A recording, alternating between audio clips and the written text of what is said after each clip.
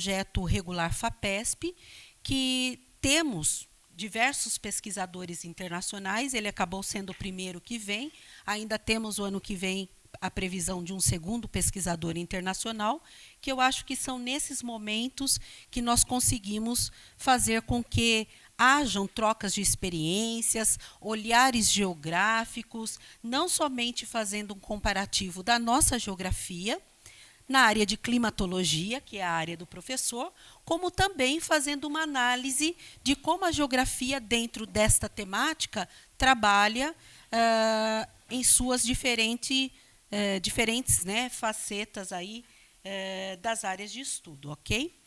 E esse projeto regular, ele tem uma quantidade de pesquisadores, assim como eu comentei com vocês, e nós temos exatamente 9 docentes envolvidos nele, 2 pesquisadores internacionais e os demais todos nacionais, em diferentes instituições do ensino superior, e nós temos diversos alunos envolvidos também, mas no nível de pós-graduação. Então, nós trabalhamos com 4 a 5 áreas de estudo, e para cada área de estudo nós temos um doutorando desenvolvendo a atividade. São áreas complexas, nós trabalhamos com a área de riscos hidrogeomorfológicos, e realmente quando nós fomos fazer o primeiro, teoricamente, trabalho de campo, porque algumas dessas áreas os alunos chegaram durante a pandemia, então nós não tivemos condições realmente de termos acesso até a área, nós vimos que é uma área mais complexa do que nós imaginávamos em termos de riscos hidrogeomorfológicos propriamente em movimento de massa, né? Então, eu acho que nós conseguimos aqui da unidade reunir o professor Diogo, a professora Marcilene, além do professor Gentili, a professora Andréia, da Unesp de Rio Claro, e o professor Davi, da Universidade Estadual do Amazonas, e também a professora Silvia, da Universidade Federal de São João del Rei, perpassando um pouco por essas áreas, e realmente foram trocas excelentes aí de experiência. Mas antes de nós estarmos passando e escutar realmente o professor, que é o nosso convidado, eu gostaria de convidar a professora Marcilene dos Santos, que é a nossa coordenadora de curso, para que ela pudesse fazer algumas palavras iniciais. Professora.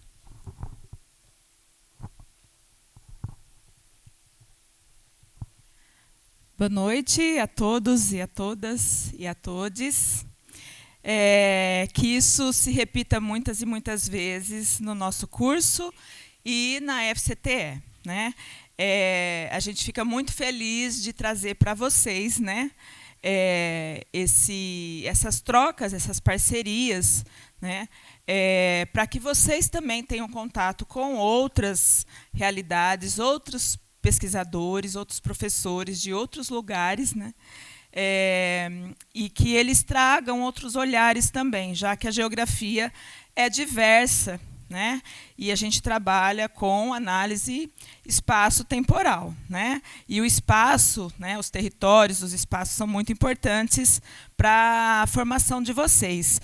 Então, é uma oportunidade única e muito rica que o professor, né, Jorge Gentili, da Universidade Nacional do Sul, esteja aqui hoje, né, trazendo um pouco dos estudos que eles fazem lá, numa área com uma temática que é extremamente importante na formação de vocês e que também traz, né, contribuição ao conhecimento para nós aqui, para as nossas questões climáticas, né, e de riscos também, né? Então, é com muita alegria, porque a internacionalização, essa troca, né, ela precisa ser cada vez mais estimulada. Nós temos aqui vários professores e professoras também que vão, né, para outros países. A professora Edneia, que já foi várias vezes, a professora Luciene, a professora Andréia, né, que recém chegou de Portugal, a professora Márcia, Rodrigo. Então, há vários professores que fazem o mesmo papel, né, vivem a mesma condição, né, de contribuir, trazer outros olhares, como o professor Jorge hoje. Então, isso que seja cada vez mais comum, né? E, oxalá, vocês também façam o mesmo trajeto, né? Nós já tivemos aqui alunos, alunas que já fizeram intercâmbio e foram estudar, ficaram 6 meses em outros países. E nós sabemos que a América do Sul, a América Latina, ela é tão carente, né, de estudos que contribuam para a gente enfrentar os desafios que no sul global vão ser cada vez mais desafiadores, né, frente às mudanças climáticas e às modificações que nós estamos vendo nos sistemas, né, físicos e nos sistemas que são interconectados com as relações humanas. Então, é muito importante que a gente faça essa troca, porque só com a união, né, e a conformação de ideias de uma rede, né, neural, uma rede, a BrainNet, né, como o Miguel Nicoleles fala, é que a gente vai conseguir vencer esse desafio de dar uma guinada nos rumos que a humanidade está, né, trilhando, e para que a gente possa olhar, né, e traçar um caminho mais inteligente e mais, não gosto dessa palavra, mas vamos lá, né, mais sustentável.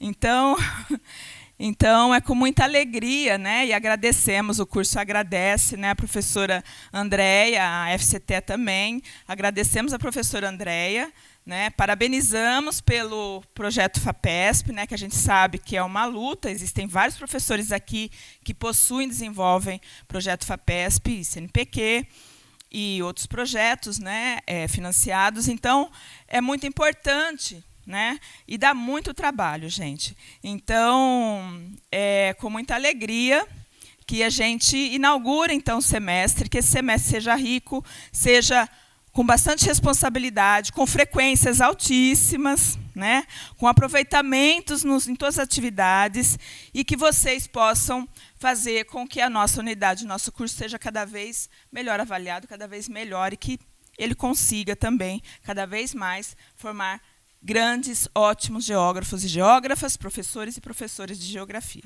Então, agradeço a Andréia e passo a palavra para ela, né, apresentar formalmente o professor. Agradeço imensamente a vinda do professor aqui a nosso curso, a nossa unidade. Obrigada, Marcilene, pela acolhida.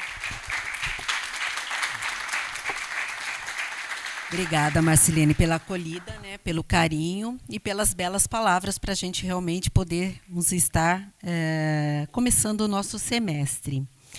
O professor já andou bastante, né, pelo espaço e pelo território brasileiro, e nessas andanças nós fomos conversando bastante. E o professor Gentili sempre falou, nossa, mas os argentinos têm uma ideia do Brasil, das praias, as praias do sul. E eu jamais imaginava que tinham tamanhas outras belezas também em outras regiões. Porque, por exemplo, nós fomos para São João del Rei, e lógico que estando em São João del Rei, que é uma das nossas áreas de estudo, nós acabamos o levando também para conhecer Tiradentes. Então, aquela paisagem histórica, com todo o contexto histórico pelo qual nós estávamos explicando, ele mesmo falou, mas o Brasil tem muito mais riqueza do que somente as praias do sul. Eu falei, olha, professor, o senhor praticamente vai andar por 4 estados, porque nós fomos no Rio de Janeiro, que é a área mais complexa em termos de movimento de massa, Rio Claro, Rio de Janeiro. Depois saímos do estado do Rio, fomos até Minas Gerais, São João del Rei, que é outra área complexa também, onde nós temos movimentos, temos muita erosão e temos também alagamentos. Então, é realmente uma área muito interessante de estudo, São João. Depois, viemos, né, estamos perpassando pelo estado de São Paulo, Ourinhos, aonde amanhã nós já vamos levá-lo para o Paraná. Então, ele acabou perpassando por diversas regiões. Eu lembro-me que ele falou, e a Amazônia? Eu falei, é longe, professor, aí nós vamos ter que depender realmente de voo. Mas ele teve várias trocas de experiência com o Davi, que é um dos pesquisadores do nosso projeto, e que vive em loco, e que acabou falando para ele o que é viver em Tefé, no meio da floresta, na Amazônia, há diversidade se comparado realmente com outras regiões que nós temos no Brasil. Mas, como o professor mesmo já mencionou, o território brasileiro é imenso, o território brasileiro é vasto, com muita cultura, porque nós temos uma diversidade muito grande aqui. E isso é bom, né? É muito rico e prazeroso. Sobretudo, acaba sendo uma escola geográfica, realmente, quando nós acabamos andando. Bem, como nós tivemos a paralisação dos nossos funcionários, então nós tivemos que adaptar, né, a forma nossa de apresentação. Então, é com muita alegria que nós vamos estar escutando hoje aqui a fala do professor Jorge Gentili, que vai estar trazendo para nós a proposta das contribuições da geografia física ao estudo dos recursos e riscos nas zonas temperadas da Argentina. Por favor, professor. Isso, pode sentar. Não vai começar ainda, vou fazer a apresentação do professor. Calma aí, só chamei para sentar. Pois bem, o professor Jorge, ele foi licenciado em 2007 em Geografia pela Universidade Nacional del Sur, de Bahia Blanca, no qual hoje ele tornou-se professor. Em 2009, ele se tornou especialista em Sistema de Informação Geográfica pela Universidade Distrital de FJ de Caldas, Bogotá, Colômbia. Em 2012, ele tornou-se doutor em Geografia, novamente pela Universidade Nacional del Sur, Bahia Blanca.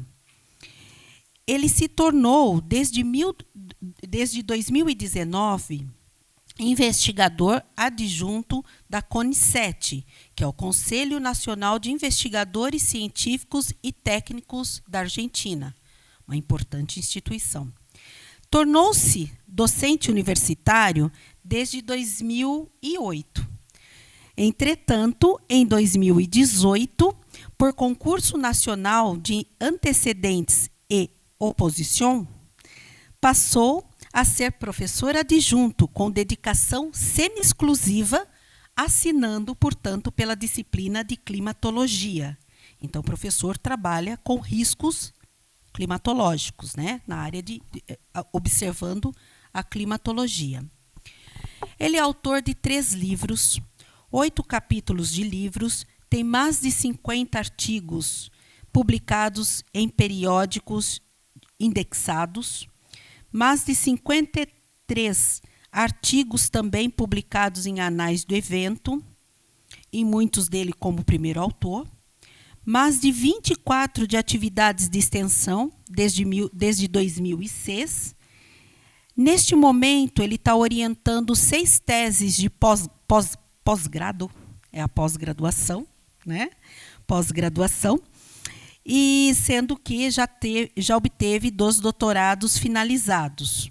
Perpassou desde a sua chegada na universidade, por diversos cargos administrativos. Secretarias, Assembleia Universitária, Conselho Departamental, Comissão Assessoras Acadêmicas e, atualmente, Comissões Assessoras Acadêmicas, e, atualmente, ele é um importante pesquisador da CONICET.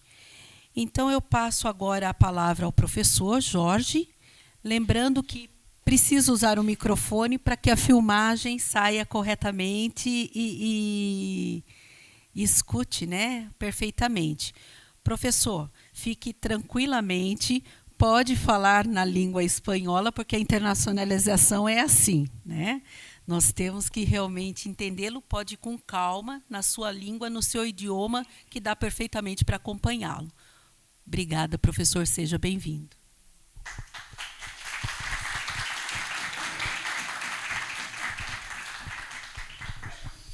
Bueno, buenas tardes.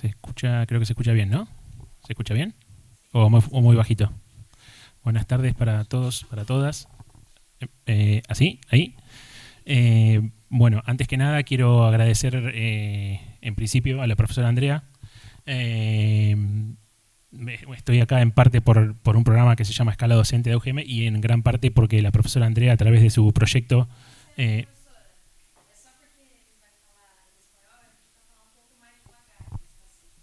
perfecto. Cualquier cosa me...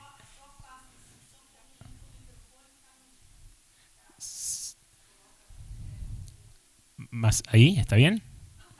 Cualquier cosa, si voy muy rápido, me dicen de nuevo. Decía que comienzo por agradecer a la profesora Andrea. Estoy acá en parte por el programa Escala Docente de la Asociación de Universidades del Grupo de Montevideo y en gran parte por formar parte del proyecto de la profesora Andrea. Andrea, que sin dudarlo, cuando tuve la posibilidad de venir, me aceptó recibirme por Río Claro y por Ouriños ahora. En segundo lugar, agradecer a las autoridades de Ouriños. No memoricé los nombres, pero gracias por este espacio para presentar el trabajo que hacemos en nuestra universidad. Hablo en plural porque lo que voy a presentar acá, algunas cosas son propias y otras son del grupo de trabajo del cual formo parte. Y arranco por ahí. Como bien dijo la profesora, soy docente de la Universidad Nacional del Sur. Trabajo en el Departamento de Geografía y Turismo y dentro de él en el grupo de Geografía Física Aplicada. La charla que les voy a presentar tiene ese título, ya lo comentó la profesora Andrea. La idea es hacer una mínima introducción y llegar a una serie de casos de trabajo que tenemos, de nuevo, propios o en el grupo, para que vean y puedan saber en qué estamos en aquella parte del mundo.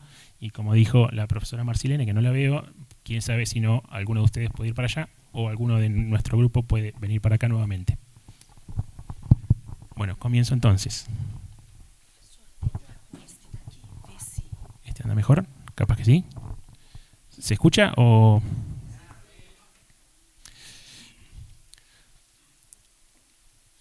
Bueno, no podemos arrancar no podemos arrancar una presentación de algo geográfico sin hacer referencia a una definición geográfica de las cuales hay muchas.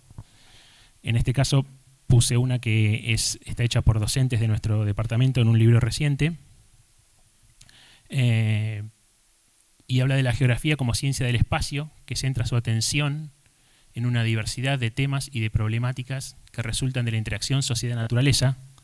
Ese es un punto que vamos a retomar para los riesgos.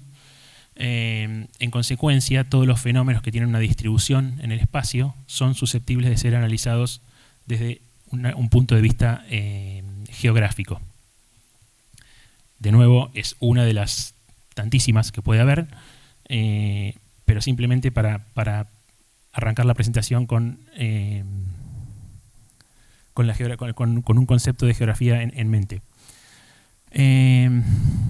Bien, para llegar a los trabajos o a las áreas que trabajamos dentro de nuestro grupo, vamos a hablar de ramas, subramas y disciplinas afines de la geografía.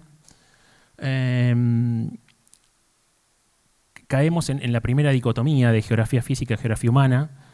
Siempre está quienes defienden digamos, quienes marcan la separación y quienes hablan de una unión de la geografía. Tal vez se puede pensar en términos no conflictivos, llamémosle, como una fragmentación por especialización, una primera fragmentación por especialización, donde realmente separamos geografía física y geografía humana, entendiendo que ambas son parte de la geografía, pero esa separación no tiene que ver con algo disruptivo, sino que tiene que ver con una especialización. Esto no es algo que comento yo, sino que es de la autora Campo, que en realidad hace un recorrido por otros autores. Entonces, no pensarla en una fragmentación, sino... no en algo disruptivo, sino en una necesaria fragmentación porque en realidad cierto grupo de personas se va a especializar en geografía física y cierto grupo de personas se va a especializar en geografía humana, ¿sí? En ese contexto, los trabajos que vamos a ver están enmarcados en un porcentaje alto en geografía física, ¿sí? La definimos como una rama de la geografía que aborda de forma sistémica y sistemática el análisis de las características tanto físico-naturales como los procesos que se dan en el espacio geográfico, ¿sí? Ahí ubicamos la geografía física. Subramas. Dentro de la geografía física podemos encontrar en la mayoría de los libros de geografía, de los libros teóricos, metodológicos, vamos a encontrar esas 5 subramas de la geografía, ¿sí? La edafología, la geomorfología, la hidrografía continental y marina, climatología y biogeografía. Y a la vez, cada una de esas disciplinas, digamos, esto sería como una segunda, aquella fragmentación por especialización sería una primera fragmentación de la geografía en humano y física, y dentro de la geografía física podemos pensar en una segunda fragmentación por especialización de nuevo. Hay gente que se especializa acá, y más allá que desde la geografía veamos de forma integral, el campo mayoritario de análisis o de trabajo puede ser alguno de ellos por especialización, ¿sí? Y a la vez vamos a disciplinas afines donde cada una de estas subramas de la geografía, para desenvolverse o para llevar a cabo sus investigaciones, se nutre de disciplinas afines a la geografía, ¿sí? Entonces, biología, meteorología, hidrología y ciencias de hidrología para la parte continental, ciencias del mar para la parte marina, geología y ecología como ciencias afines o disciplinas afines a cada una de las subramas de la geografía. Otros autores plantean alguna otra disciplina afín, pero digamos, no escapan a esta generalidad. De todas estas,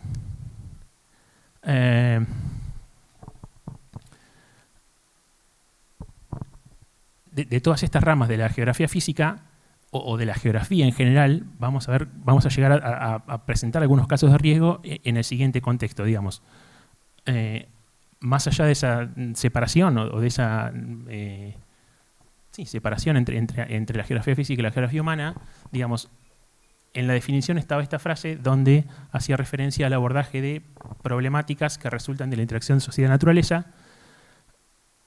Por lo tanto, para intentar dar solución a esas problemáticas, vamos a necesitar trabajar con ambas, y el concepto de riesgo y la gestión del riesgo es uno de los tantos conceptos que, digamos, que en realidad es es potencialmente una problemática y necesita de las dos geografías o de las dos ramas de la geografía para poder resolverse, ¿sí? Para poder trabajar en ambos, bajo ambos conceptos o en ambos líneas de trabajo.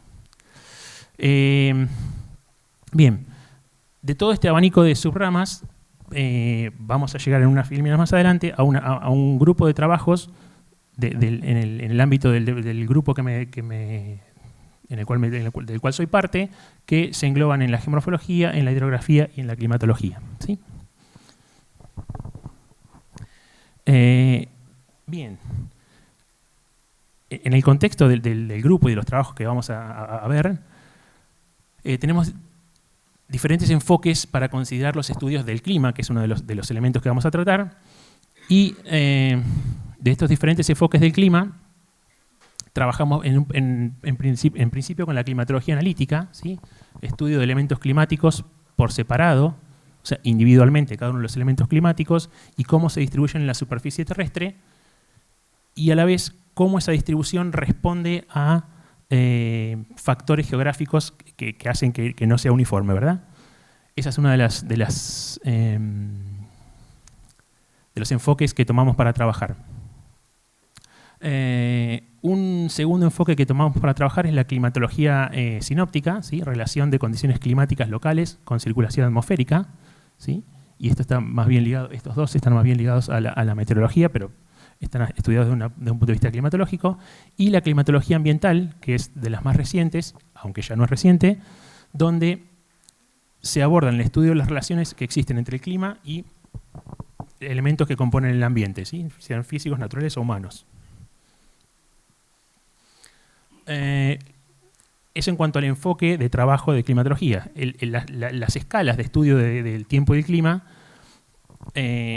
Estas 4 escalas tienen un origen lejano en la escuela francesa, pero sucesivamente, además de Oak, que es muy reciente, todos los autores referidos con pequeños matices, digamos, se guían por esta sucesión de escalas. Entonces podemos hablar de clima zonal cuando hablamos de circulación a escala planetaria, seguramente lo han visto en sus materias de grado. Dentro de ese clima zonal, que responde a las grandes fajas climáticas globales, están los climas regionales, donde se diferencian unos, digamos, donde a partir de los climas zonales, a partir de la existencia de factores geográficos que juegan un rol diferencial en cada punto del globo, se identifican climas regionales. Luego, dentro de esa escala regional hay climas locales, ¿sí?, que se identifican por condiciones de sitio, y microclimas, que son climas que se dan en espacios muy pequeños, donde hay una diferenciación espacial muy específica entre un espacio y otro, ¿sí? Ya estamos acá a nivel de identificar procesos físicos, pues estamos muy cerca del suelo, digamos, ¿no? Entonces, en este contexto, en los trabajos que vamos a ver, nos centramos en hay trabajos en estas 3 escalas climáticas de abordaje. En relación a los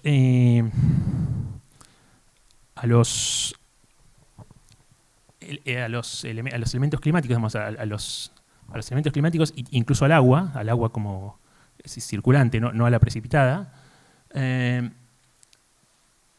solemos considerar aquellos elementos que es posible, no encuadra para todos, pero en muchos casos los elementos climáticos los abordamos considerándolos como un recurso y considerándolos como un peligro, ¿sí? Esa dicotomía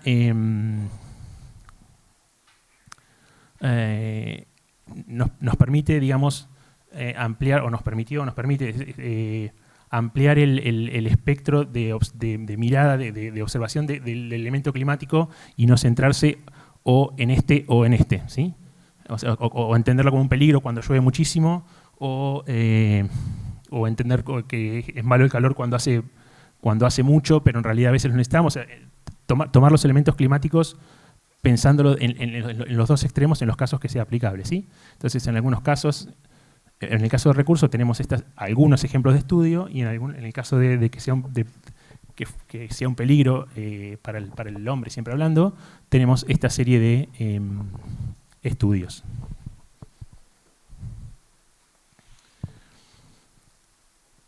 En el caso de los trabajos, aquellos trabajos que abordamos desde el punto de vista hidrográfico y geomorfológico, tenemos una consideración multinivel, ¿sí?, para los estudios de la dinámica hidrográfica y dinámica hidrogeomorfológica. Tenemos, digamos, consideramos las áreas trabajando a nivel de cuenca, a nivel de subcuenca, a nivel de tramo y a nivel de sitio. Ahora vamos a ver algunos ejemplos, ¿sí? Y en este contexto tenemos, digamos, permanentes estudios de crecidas y las inundaciones que potencialmente pueden generar, y de endorreísmos y los anegamientos que pueden generar, ¿sí? Estos estudios van de la mano de métodos históricos, hidrológicos y geomorfológicos, que algunos vamos a presentar en las próximas diapositivas. El concepto de riesgo, nada nuevo más que la asociación directa. Este es un esquema de Gil Olcina y Olcina Cantos. Nada nuevo más que la asociación directa de cada uno de los componentes del concepto de riesgo con los componentes del espacio geográfico.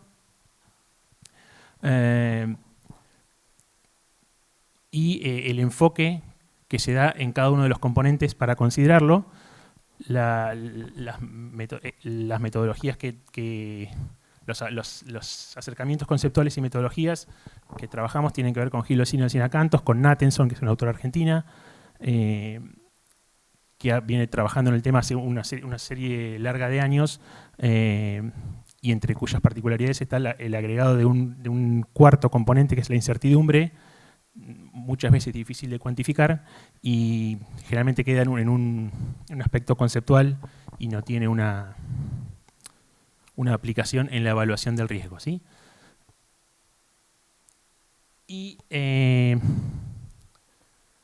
dentro de los riesgos en general, trabajamos los de inundación y los climáticos. En el caso de los climáticos, seguimos esta metodología de Gil Olcina y Olcina Cantos, en los cuales digamos, la guía es identificar la peligrosidad climática a través del elemento climático que adquiere rango extraordinario, aquel que se hace extremo, y el ámbito geográfico afectado, y tiene una clasificación, el autor, en las cuales define una serie de peligrosidades de causa atmosférica climática, en qué ámbito ocurren, ¿sí? Si en el ámbito intertropical, o de latitudes medias y altas, y en el caso nuestro trabajamos con latitudes medias y altas, y vamos a presentar algunos casos de episodios de frío intenso, olas de calor, lluvias torrenciales y creo que algunos de sequías, ¿sí?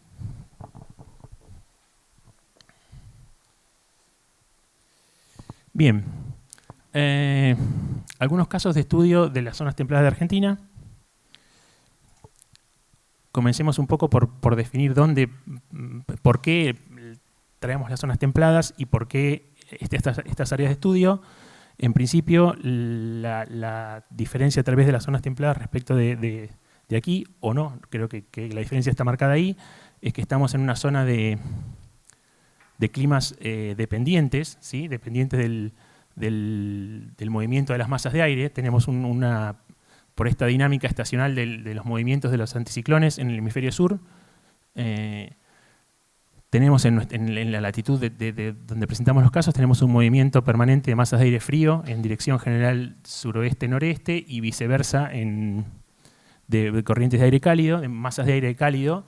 Entonces, a diferencia de las zonas intertropicales donde lo que gobierna los factores climáticos es la radiación, en nuestro caso lo que gobierna los factores climáticos es el movimiento de masas de aire. Y ese movimiento de masas de aire trae aparejado una serie de, o potencia, una serie de, la ocurrencia, una variabilidad que potencia la ocurrencia de determinados valores extremos, y por eso estamos focalizados en ese tipo de estudios, ¿sí? Las áreas de estudio simplemente responden a áreas donde tenemos trabajos en el grupo. El área roja es el área de la faja templada en la cual incluimos todos los trabajos. Digamos, en este caso particularmente es el área donde estoy trabajando con un grupo de tesistas. Y dentro de esa área tenemos el suroeste bonaerense, que es el azul. El suroeste bonaerense, que es el azul. Las sierras de la Ventana, que tienen aproximadamente esa disposición, la ciudad de Neuquén, la ciudad de Bahía Blanca, de donde provengo, y la ciudad de Coronel Suárez. En todos esos sectores hay trabajos individuales y en el largo plazo todo eso contribuye al estudio de la dinámica climática en este sentido, ¿no? Bien. De nuevo hago referencia a todos los trabajos que vamos a ver acá. Están, digamos, son trabajos propios o que están hechos con doctorados o con otros colegas. En todos los casos están citados al pie de, están citados al pie de la diapositiva el o los autores correspondientes de los trabajos, ¿sí? Para presentarlos los agrupé en las mismas subramas de la geografía física que vimos al principio: climatología, hidrografía, geomorfología, y al final los avances que tenemos en el riesgo y la gestión del riesgo, que no son, digamos, es una etapa incipiente en el trabajo, ¿no? Digamos, y dentro de cada una de esos subramas hay una serie de enunciados que de forma general indican qué tipo de trabajo son, ¿sí? Entonces tenemos de clima, de hidrografía, de geomorfología, de riesgos y de gestión del riesgo.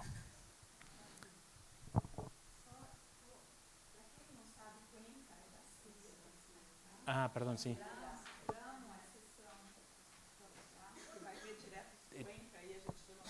¿Y tramo cómo le llaman, perdón? Sí, sí. ¿Y tramo?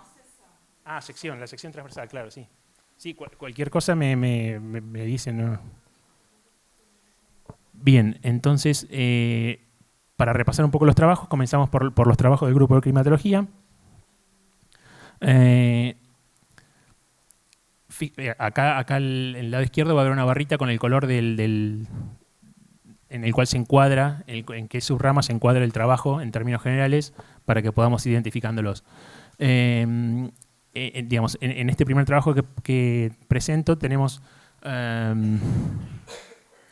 distribución y variabilidad espacio-temporal de, en este caso, el recurso solar, presentado en términos de la insolación, cómo la insolación en esta parte de la provincia de Buenos Aires, que está dentro del área que presentamos, cómo va variando la insolación, cómo va creciendo en el sentido aproximadamente este-oeste, y cómo se comporta la variabilidad de ese, o el coeficiente de variación de esa variable, ¿sí?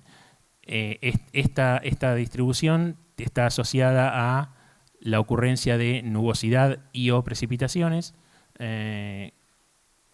por cercanía al mar y otros factores, de modo tal que se hizo esta relación entre la insolación y las precipitaciones y la nubosidad para establecer ese comportamiento, ¿sí? Esto es un trabajo a escala climática regional, ¿sí? Y otro trabajo a escala climática regional en el cual se abordó el estudio de la radiación solar global, se evaluó en términos la distribución espacial y a su vez temporal, porque acá tenemos cómo fue variando esto es la media anual, ¿sí?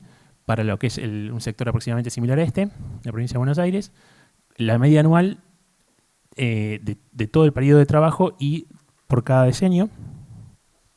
O sea que tenemos la distribución espacial y a la vez la variabilidad temporal. Esto es para verano, diciembre, enero, febrero, lo mismo, y esto es para el invierno, donde podemos ver el cambio, como ya en invierno es mucha menor la radiación solar global en esta zona que corresponde con esta de insolación y corresponde con mayores zonas de precipitación versus el verano, donde hay más insolación, más radiación solar global recibida, ¿sí? Un segundo trabajo que tiene que ver con cómo se distribuye espacialmente el recurso solar, en este caso a escala local y microlocal. Es un trabajo que relaciona, digamos, o aplica el estudio de la radiación solar al planeamiento urbano en la ciudad de Bahía Blanca, considerando una serie de descriptores morfológicos urbanos, ¿sí? Entonces, de nuevo, a escala local se identificaron una serie, digamos, a partir de un DSM y de una serie de modelitos automáticos, digamos, de GIS, se identificó la radiación solar global, la heliofanía efectiva, la radiación solar directa y la difusa para todo el polígono de la ciudad de Bahía Blanca. Esta es la ciudad de Bahía Blanca. Y después se pasó a la escala microlocal. Perdón, primeramente se estudió además cómo influían los distintos tipos de nubes, cómo incidía, digamos, cuándo eran los cielos claros, los cielos cubiertos con nubes altas, cielos cubiertos con nubes medias y cielos cubiertos con nubes bajas, o sea, cómo variaba la radiación de acuerdo a qué tipo de nube, ¿sí? Se estudió para cada estación del año, invierno, primavera, verano y otoño. Se hicieron mapas individuales digamos, se cambió de escala y nos fuimos a la escala microlocal, y en el microcentro de la ciudad, esta es la plaza central, se mapearon cada uno de estos descriptores, ¿sí? Para cada cuadra, la altura media de la edificación, el ancho de las calles y la relación de aspecto, cada uno de los tres, en todo el microcentro. De nuevo en la escala microlocal se volvió a evaluar la radiación global, la heliofanía efectiva, radiación directa y difusa para ese sector. Y combinando todas esas variables, se obtuvo un mapa con qué tipo de especie vegetal, qué tipo de árboles se debían poner en cada uno se podían poner en cada uno de las cuadras del microcentro en función de la vereda, la insolación, ¿sí? Si eran veredas más anchas y recibían sol o no recibían sol, etc.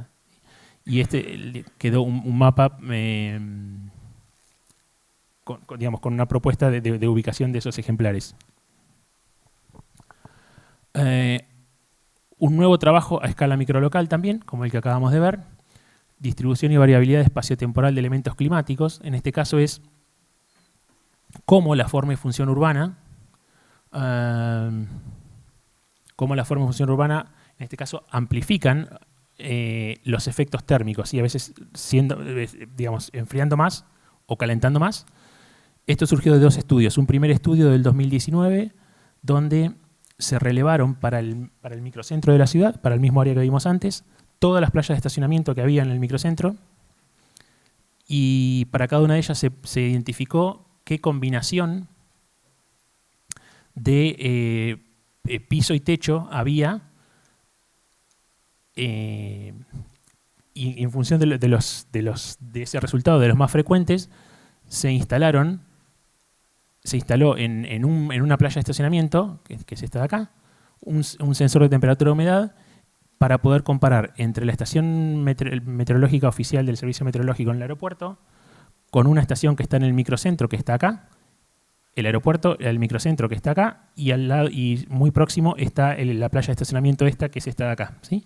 Entonces se compararon las temperaturas entre se registró, ahora vamos por el segundo año de datos, este es un trabajo del año pasado, ya con un año de datos creo, o año y un poquito, pudimos ver cómo se amplificaba el efecto térmico. La curva roja es la curva de la playa de estacionamiento y la curva verde es la curva del aeropuerto. ¿Y qué diferencia diurna y nocturna había principalmente tenemos solo estos 2 meses por un problema que hubo en el mes de enero, lamentablemente, y no tuvimos los datos, pero en el mes de febrero, que es el más próximo al verano,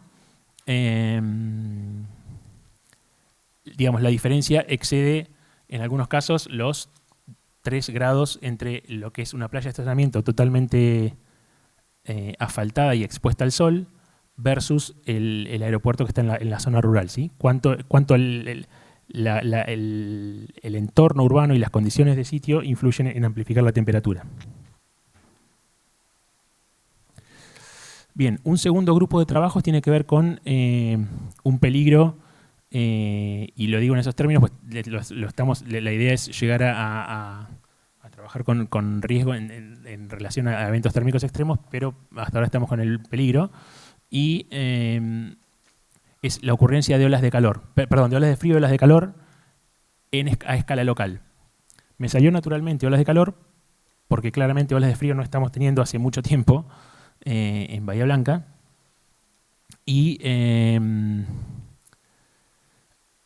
pero bueno, están estudiadas, ¿sí? La última ola de frío que hubo en Bahía Blanca correspondió al decenio 2001-2010 y ya de ahí en adelante no más.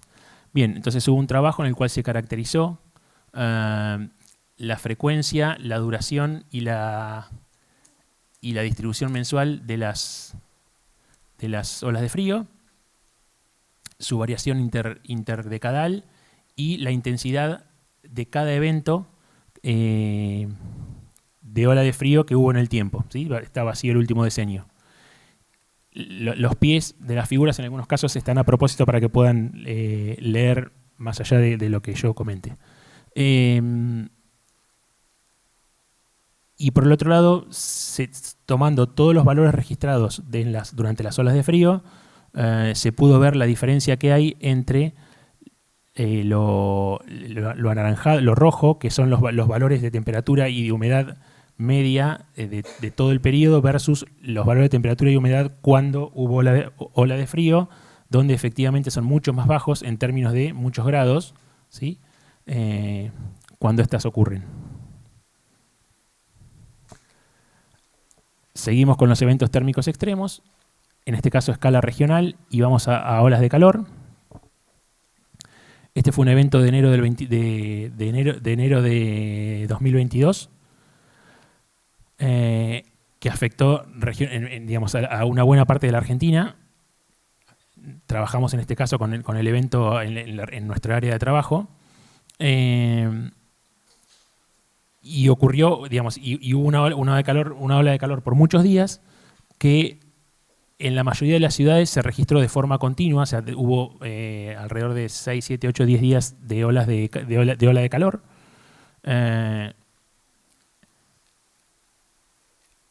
Salvo en algunas de las ciudades, en Coronel Suárez, en la propia Bahía Blanca y en Tres Arroyos.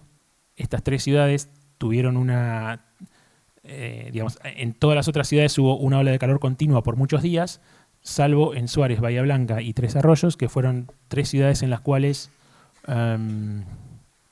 por el ingreso de aire frío durante un periodo corto de tiempo, un día básicamente, se interrumpió la ola de calor y al pasar, al cambiar la situación sinóptica, volvió a generarse, era tan intenso que volvió a generarse una ola la ola de calor, ¿sí? Entonces esa es la distribución de las temperaturas en los días de ocurrencia del evento, y lo que pasó fue, estaba esta situación en la cual con esta situación se estaban dando todas las olas de calor. El 8 de enero, que fue donde arrancó la primera, para el 12 de enero el anticiclón, este es un anticiclón migratorio que se origina en el anticiclón del Pacífico, transita hacia el Atlántico y en su giro antihorario ingresó aire frío del mar a Bahía Blanca, Tres Arroyos y Suárez, que están por acá, interrumpió la ola de calor, y cuando siguió su curso en dirección hacia el anticiclón del Atlántico Sur, dejó de emitir aire frío que llegue a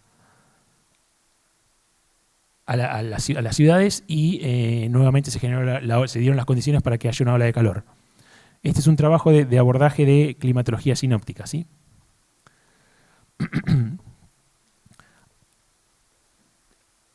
En cuanto a las olas de calor, de nuevo a escala local, noches tropicales y noches tórridas, que son 2 indicadores de cambio climático, también se trabajó.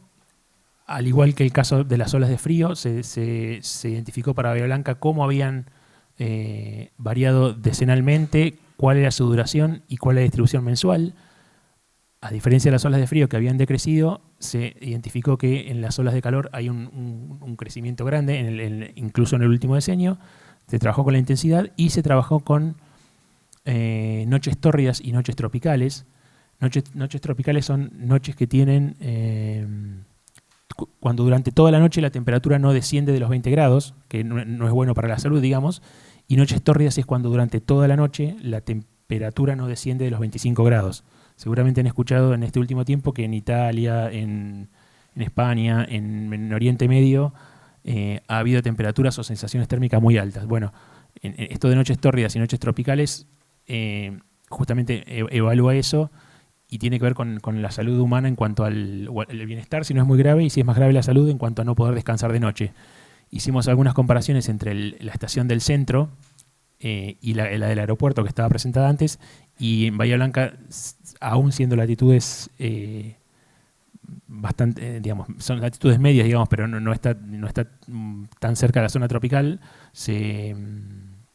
ya hay registro de noches tórridas y noches tropicales. Y el último trabajo de olas de calor, también a escala local, y olas de frío, ya dejó de tratarse exclusivamente lo climático y se fue a trabajar lo climático junto a lo que pasaba en el ambiente, ¿sí? Se evaluaron para la ciudad de Blanca, a través de la prensa escrita, cuáles eran los efectos, ¿sí?, de la ocurrencia de uno y otro evento, ¿sí?, sobre las personas, sobre las actividades y sobre bienes materiales, y dentro de esa clasificación, qué tipo, ¿sí?, la frecuencia que hubo de olas de frío, olas de calor, y qué sucedió esto. Y acá, independientemente para cada una de las olas de frío y olas de calor, qué cantidad qué tipo de evento, y acá es en general y acá es para cada ola de calor, qué pasó y cuántas veces, ¿sí? O sea, este sería como un caso aplicado o de utilidad que va más allá de estudiar el fenómeno por sí solo. Y el último evento extremo que vamos a presentar, es el de la ocurrencia de heladas. Este es un trabajo que tiene que ver con un valle de un arroyo que está cercano a Bahía Blanca. Este es la trama urbana de Bahía Blanca, y acá está el arroyo, se llama Arroyo Saladillo. Iban a hacer un barrio ahí, entonces nos convocaron para poner una estación meteorológica, y pusimos 2 estaciones meteorológicas, una en la parte más alta del valle, acá, y una en la parte más baja, o lo más baja posible, y toda la bibliografía que uno encuentra habla de diferencias higrotérmicas o de temperatura-humedad en diferencias de altitud muy grandes. En este caso la diferencia de altitud creo que era de alrededor de 48 metros, era muy poquita, no recuerdo. Entonces lo que evaluamos fue a ver si con esa mínima diferencia de temperatura de altura había variaciones en determinados elementos climáticos, la temperatura, la humedad y las heladas. Y ahí lo vamos a ver, ¿sí? Bueno, mapas de orientación, pendiente y altura. Comprobamos que había, sigue el patrón teórico de distribución de temperatura y humedad, o de cómo varía la temperatura y la humedad, pero a la vez respeta el patrón teórico que uno lee para grandes altitudes, ¿sí? En este caso, para pequeñas altitudes, igual se alcanza a verificar esa diferencia donde la humedad es durante la noche más alta en el fondo del valle, humedad más alta se concentra acá, y durante el día son similares, y la temperatura, de nuevo, durante el día son muy similares y alcanzan diferencias cercanas a 2 grados en la noche, siendo la parte alta del valle más caliente a la noche que el fondo del valle, que se mantiene frío, ¿sí? Y respecto a las heladas, salvo una excepción, en todos los casos siempre fueron las heladas más intensas en la estación del fondo del valle. ¿Sí? Siempre las heladas fueron más intensas en la parte baja. O sea que efectivamente sí, con poca diferencia de altura se alcanza a manifestar el fenómeno de variación de temperatura y humedad con la altura, ¿no? Bien, y hasta ahí lo que son trabajos relacionados con climatología, ¿sí? Algunos aplicados a alguna cuestión puntual. Dentro de los trabajos que tienen que ver con hidrografía o de algún modo asociados, en este caso al estudio de inundaciones y anegamientos en cuencas, comenté al principio que trabajamos con diferentes métodos. En el caso de los métodos históricos, generalmente se considera, entre otros tantos, la prensa escrita como un medio de información para identificar primeramente eventos o afectaciones. Entonces, en este caso se siguió en la prensa escrita cuándo aparecían y a la vez de cuándo aparecían se siguieron los eventos. Entonces, esto es en Coronel Suárez, en torno a las sierras de la Ventana, que es una de las áreas que vimos al principio. Sabiendo que a partir de 1975 hubo registros de eventos, comenzamos desde esa fecha a revisar el diario de la localidad, identificamos todos los periodos de anegamiento o endorreísmo, o tal vez tengan otro nombre más, y los de inundación, ¿sí?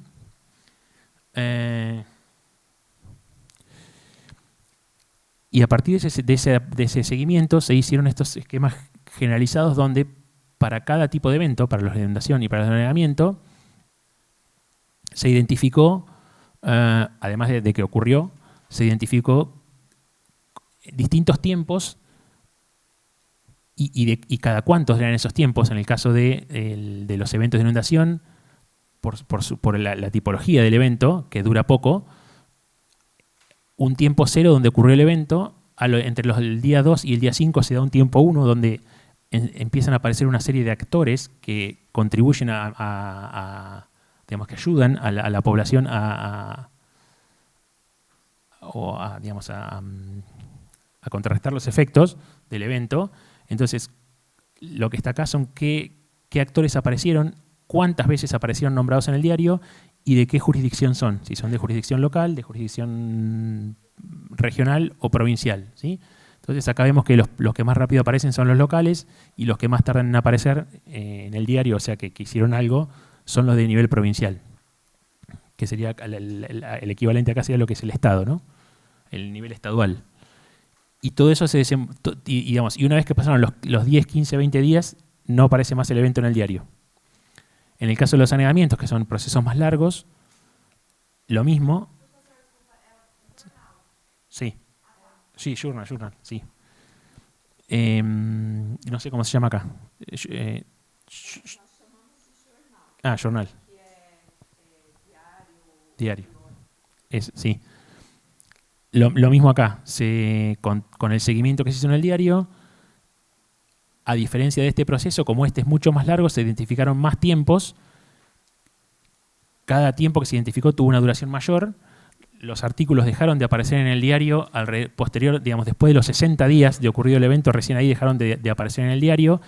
Y a la vez dura tanto el evento, dura tanto en el tiempo el evento y los efectos son mucho más grandes, entonces ya no solo aparecen actores locales, regionales y provinciales, sino que también aparecen actores nacionales. Ya el Estado Nacional provee ayuda a través de quitar impuestos o dar créditos, ¿sí? Y después hice un gráfico síntesis digamos, donde se generaliza estos dos gráficos y otro más que no está mostrado acá, donde se discriminan la cuantía de las medidas estructurales y medidas no estructurales, ¿sí? Y estos son la síntesis de estos dos de acá. Este es un segundo trabajo que aborda métodos históricos. En este caso es para la ciudad de Neuquén, que está en el norte de la Patagonia.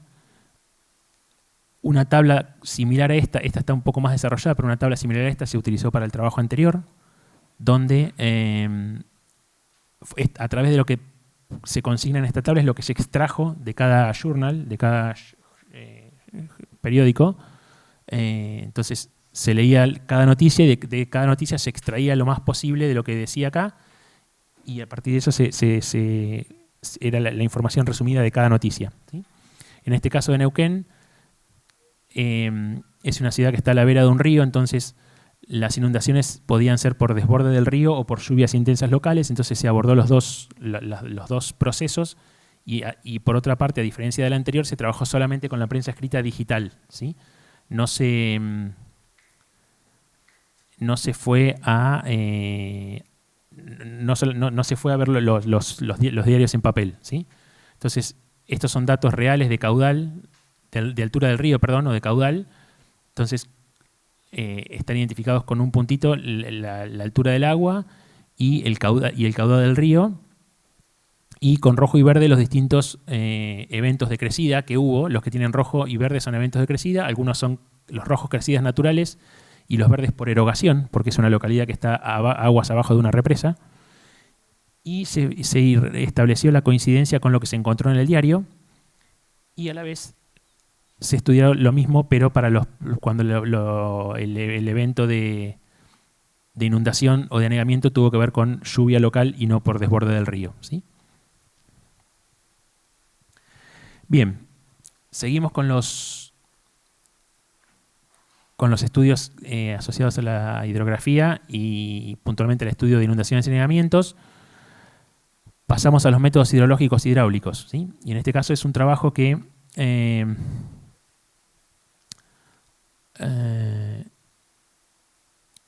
digamos que presentó la distribución horizontal y vertical de la velocidad del agua y cómo estaba asociada con procesos erosivos. Leopold es el que propone estas 4 dimensiones de análisis, ¿sí? Propone 2 dimensiones, la dimensión vertical y la velocidad, 3 dimensiones, la horizontal, la vertical y la velocidad, y 4, la horizontal, la vertical, la velocidad y el tiempo, ¿sí? Propone estas 4 dimensiones de análisis. Entonces, vamos a ver acá 3 figuras en donde trabajé con distintas combinaciones. En este caso es el río Sauce Chico, que es un río que nace en las sierras de la Ventana y desemboca cerca de Bahía Blanca. Entonces acá tenemos en todos los casos son isovelas, no sé cómo le llaman acá, que son curvas de igual velocidad de agua. No sé qué nombre tendrán. Isoietas. Entonces, esta es la sección mojada del río y tenemos un comportamiento típico. Este dibujo corresponde a una zona curva, un meandro, entonces tenemos el comportamiento típico de mayor velocidad hacia la parte externa del meandro, y esta sería la sección transversal la sección transversal del área mojada, y esto es el perfil de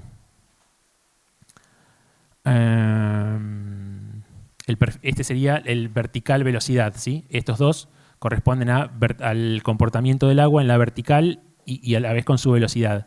Este corresponde a la sección 3, que que es la de acá, y este corresponde a la sección 4, que es la de acá, ¿sí? Entonces, en ambos casos está el comportamiento típico de teórico de un curso de agua. En este segundo caso, es el arroyo Napostá, la cuenca baja del arroyo Napostá, que se pasa por la ciudad de Bahía Blanca, por el medio de la ciudad de Bahía Blanca, y cómo frente a una lluvia que hubo, cómo socavó esto corresponde a la fecha de la crecida, cómo socavó las márgenes de un puente, no se cayó, felizmente, y bueno, y tiempo después ya estaban todos los distintos sectores de la sección transversal, todos vegetados, ¿sí? Y el último, que evalúa el tiempo también, esto es en el arroyo Sauce Corto, la cierre de la cuenca alta, con una crecida y cómo afectó. La imagen número 1 es en la misma sección, esto es pocos días después de la crecida, donde el arroyo tenía una sección mojada mucho más grande, llegaba aproximadamente hasta los 2,5 metros de profundidad. Esto se hizo midiéndolo arriba de un bote. Y varios días después de la crecida, la misma sección transversal tenía un área mojada que digamos que no llegaba al 1,5 metros de profundidad, ¿sí? O sea, esto es esto incluye la dimensión tiempo, ¿sí? Enseguida de la crecida y pasada la crecida, como la sección mojada se disminuyó mucho, ¿sí? Y bueno, y esto es también las márgenes socavadas por la crecida. Bien, y los métodos geomorfológicos, dentro de nuevo de la subrama de la hidrografía y de la geomorfología en conjunto, ¿sí? Métodos geomorfológicos, la morfometría fluvial es el primero que surge, ¿sí? Donde se delimitan la cuenca y las subcuencas, se jerarquiza la red de drenaje, se evalúan los índices morfométricos los distintos índices morfométricos para poder establecer una peligrosidad potencial de la cuenca bajo análisis y toda la serie de índices morfométricos. En este caso es la densidad de drenaje, en este caso es la pendiente, ¿sí? Densidad de drenaje está acá, esta es la pendiente media de la cuenca, que es esta, ¿sí? Entonces, combinando todos estos índices, cada uno de estos grupos de índices morfométricos, se puede establecer una peligrosidad potencial de cada una de las subcuencas en cuanto a cómo contribuye a las inundaciones, o a las crecidas, en realidad, perdón, las crecidas, ¿sí? Dentro de los métodos geomorfológicos está la morfología de vertientes y digamos, también denominada curvatura, donde para cada vertiente o para cada pendiente de un área se puede clasificar su forma de acuerdo a una combinación de la curvatura del plano, es decir, la curvatura en este sentido, y la curvatura en este sentido es la curvatura del perfil. Entonces, de estas tres posibilidades, combinadas con estas tres posibilidades, dan 9 formas posibles de vertientes, y cada una de ellas es más o menos propensa digamos, en cuanto a contribuir o no a la dinámica de las crecidas, a los movimientos en masa y ¿sí? Todo lo que tiene que ver con la dinámica hídrica y geomorfológica en cuencas, ¿sí? Bueno, acá presentamos en una sección, que es esta es la cuenca, lo mismo acá, con las curvas de nivel. Esto es una distancia de 50.000, es una escala no muy buena, digamos. En Argentina, no sé cómo es acá, no consulté, la verdad, ahora me acuerdo. En Argentina tenemos, y no me puedo quejar de la extensión porque acá son más grandes, tenemos poca cartografía. La cartografía que mayor detalle tiene es de escala 1 en 50.000 y no tiene cobertura nacional, o sea, no tenemos buena cartografía. Muchas de estas cuestiones están pudiéndose resolver en el último 5 o 10 años a partir de los DSM, pero antes no tenemos buena cartografía de detalle, ¿sí? Entonces esto es 50.000, bueno, con esas curvas de nivel a 50.000 pudimos identificar, a modo de ejemplo, para una cuenca de trabajo, esta es la tesis de una chica que está por recibir, cómo eran las curvaturas en esta cuenca, que es una de las más peligrosas, digamos, de todas. Esa cuenca que presentamos es esta de acá, es esta de acá, que es una de las más peligrosas de toda la cuenca, peligrosas en términos de la potencialidad para generar crecidas. Y estos son ejemplos de distribución de todas las, o sea, qué proporción de cada una de las curvaturas hay en cada una de las subcuencas, ¿sí? Entonces, de nuevo, estas dos son de cuenca alta y por su morfología, por todos sus parámetros morfométricos, digamos, rápidamente cuando llueve concentran el agua y la hacen llegar al curso principal y contribuyen a que se genere una crecida muy, muy fuerte versus estas cuencas más grandes donde este mismo fenómeno ocurre en esta zona y ya es menos conflictivo cuando el agua llega, digamos, cuando confluye en el curso principal, ya la mayor parte de los efectos se disiparon acá, que es una zona rural, ¿sí? Y otro método geomorfológico es la identificación de los inicios de cauce. Comenté días atrás que esto, digamos, no hace mucho que lo trabajábamos, digamos, yo mismo y muchos de los chicos que trabajan con nosotros empezábamos a definir una red hidrográfica a partir del cauce de orden 1. A lo sumo nos preguntábamos hasta dónde llegaría y de repente dijimos, bueno, pero ¿qué pasa arriba del cauce de orden 1? Y bueno, arriba del cauce de orden 1 pasan cosas. Hay una frase en Argentina que dice, pasaron cosas, capaz que acá también. Entonces, arriba del cauce de orden 1,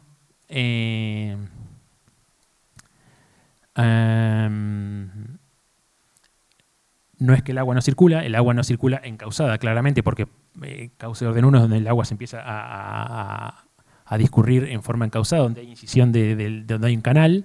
Entonces, arriba del cauce de orden 1 hay un área. Este es un modelo de este grupo de autores. De hecho, el trabajo es bastante nuevo, 2020. Arriba del inicio del cauce de orden 1 hay un área donde el agua no circula concentrada, pero termina confluyendo en el inicio y da inicio a la red hidrográfica. Bueno, se evaluaron una serie de umbrales a ver cuál es el umbral digamos, más acorde para identificar exactamente dónde inician los cursos de agua, y eso permite que los trabajos para evaluar de nuevo la peligrosidad potencial para generar crecidas sean más precisos, ¿no? Más exactos. Bien, y esta última parte, que es más de desarrollo incipiente, tiene que ver con los riesgos y sus componentes, o con los riesgos y su gestión, ¿sí? En este caso es acá están uy, se corrió algo. Esta es la zona de las sierras de la ventana, del sistema de Ventaña, que lo comentamos al principio, que son estas sierras, ¿sí? Y este es el arroyo en el cual mostré todos los ejemplos, que drena hacia el norte. Y acá lo que se evaluó fue la vulnerabilidad social. Esta chica está trabajando con riesgo de inundación en esta zona. Entonces evaluó la vulnerabilidad social a nivel de radio censal, que es la unidad mínima de información censal que tenemos en Argentina. Y bueno, obtuvo esta graduación. Falta cruzarla con un mapa de elementos expuestos con el peligro y demás que está en desarrollo, al menos con las metodologías que usamos nosotros. Bueno, estuvimos conversando con la profesora, trabaja con metodologías más profundas, más precisas. Esperemos en algún momento contar con su conocimiento. En nuestro caso, digamos, evaluamos el peligro hasta un punto o hasta un nivel de detalle, o digamos, a ver, hasta determinadas dimensiones, no tan profundo como las metodologías que trabaja la profesora Andrea. Ya veremos cómo conocemos por ahí. Y bueno, y dentro del riesgo y la gestión del riesgo, en este caso con la gestión reactiva, también estuvimos trabajando con una sucesión de 3 proyectos de extensión universitaria. El último finalizó el 30 de junio de este año, hace poquito. Y justamente es en esa cuenca, en Coronel Suárez, donde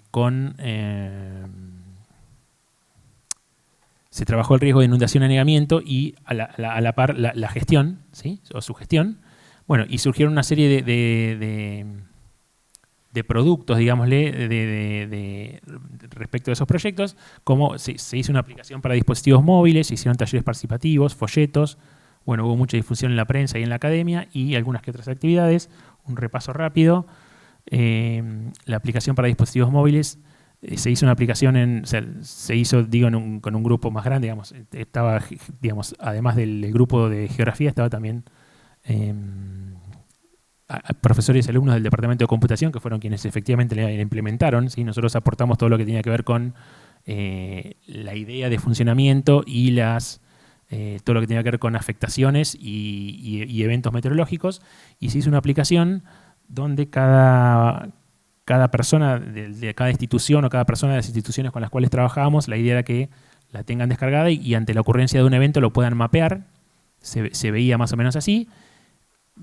Apretaban un botón que era cargar eventos, se cargaba el evento, seleccionaban qué tipo de evento, que es lo que aparece acá, qué cosas veían que se había afectado y hasta 3 fotos, ¿sí? Y eso fue con el primer proyecto. Con el segundo le agregamos una funcionalidad más, que era que mandaba un aviso cuando pasaba algo, ¿sí? Bueno, esto entre la pandemia y algunos que otros detalles, digamos, no continuó en el tiempo.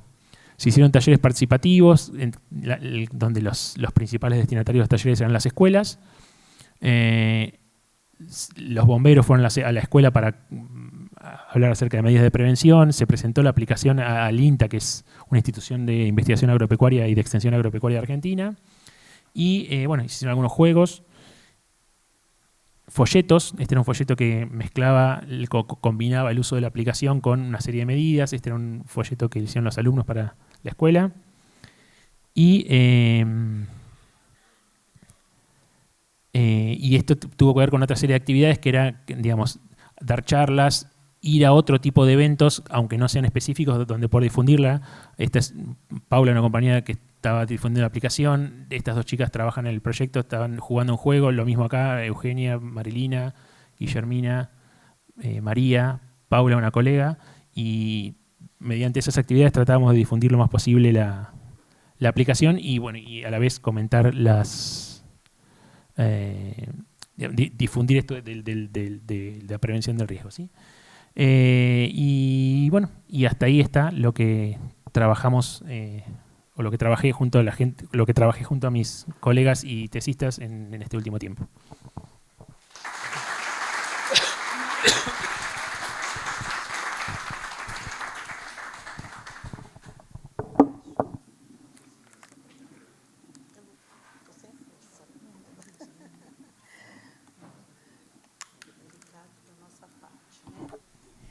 Obrigada, professor, pela rica exposição. Como é gostoso vermos como a climatologia argentina também tem um olhar sistêmico pelas diferentes abordagens da geografia, desde a área física à área humana. Então, todas as informações acabam sendo indicativo, acaba sendo mensurado através de um mapa, de uma representação. Então, eu já tive a oportunidade de ver uma pequena parte da fala do professor quando ele fez para a Universidade de São João del Rei, e naquele momento já ficou muito claro como vocês utilizam realmente da representação espacial, não somente para a comunicação, quanto para o tratamento da informação espacial. Então, nós que trabalhamos com o mapa e a geografia tem essa relação, acaba realmente espacializando o fenômeno. Mas, para isso, nós precisamos de um caminho metodológico. E é muito claro que a gente vê, pela abordagem da escola argentina, o quão sólida realmente vocês acabam trazendo em termos de análise. Porque, quando nós pensamos no clima, o clima é amplo. E quando nós pensamos no risco, ele sai de uma escala global para chegar na escala local. E para nós fazermos essa análise do ponto de vista da climatologia, realmente nós temos que ter um olhar sistêmico muito grande pelas diferentes áreas da geografia. E fica muito claro na exposição do professor que, para pensar na gestão do risco, não basta somente, não discutir a informação do clima, que é um dos indicativos, desde a escala planetária, né, mundial. Tem que pensar no local. E uma coisa que chama atenção na apresentação de Bahia Branca é a projeção da sombra, né? A projeção da sombra, que é um problema, e, sobretudo, no litoral, que o professor gosta bastante, Santa Catarina.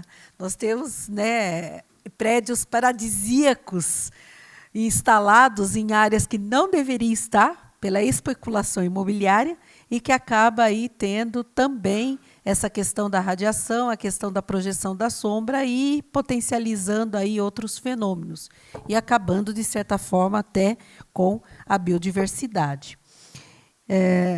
Outra coisa também que chama atenção é o tempo. Então, a todo momento, o tempo está ali. E eu não sei se foi nesta apresentação, mas eu não me recordo de ter visto a horizontalidade e a verticalidade. O professor trouxe em 3 ou 4 transparências a importância da análise da verticalidade e da horizontalidade dentro do fenômeno pelo qual o professor modelou. Mas passou rapidamente, eu vi que foi citada uma referência, depois eu vou voltar e conversar com o professor. Não sei se é...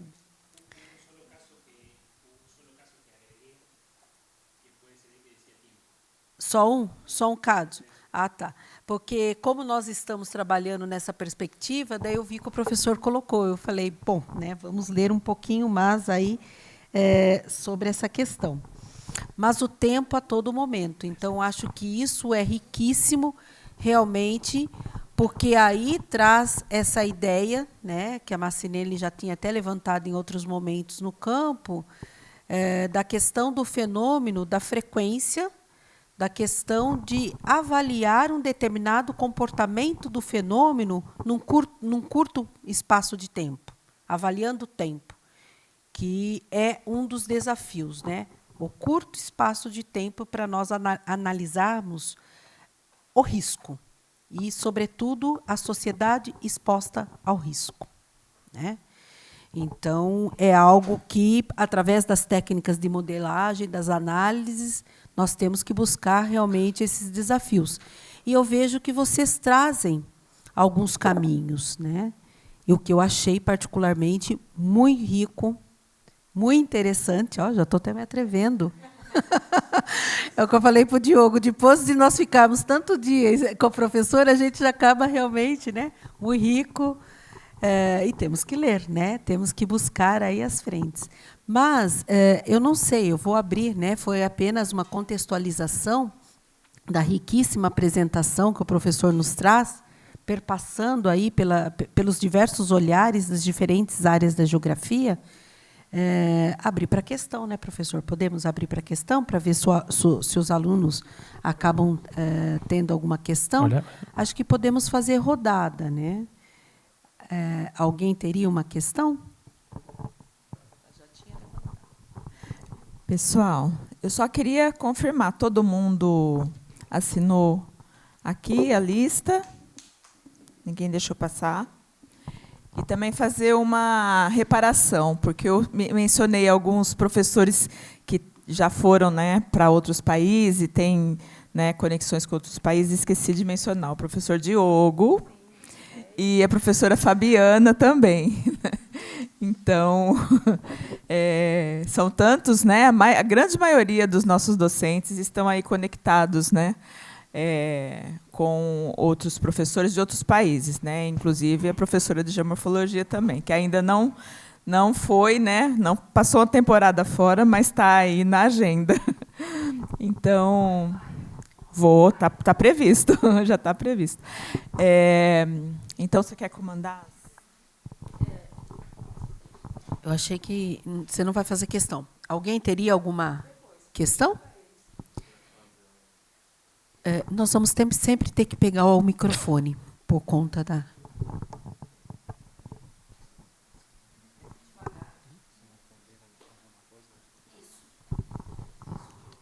Opa, boa noite. Como a professora disse aí sobre o litoral ali de Santa Catarina, sobre a construção de prédios grandes e teve até uma outra questão que eu não sei como que é o termo certo, mas que aumentou o tamanho, né, da orla, Sombra. da orla da praia. Sí. Pero que... Ah, perdón. E o Brasil é campeão nessas questões de depredação ambiental. Tem o caso da Vale da Samarco, que pessoas morreram por conta da lama de uma empresa. E no Brasil, o dinheiro fala muito alto. Então, quem tem dinheiro, a lei não alcança.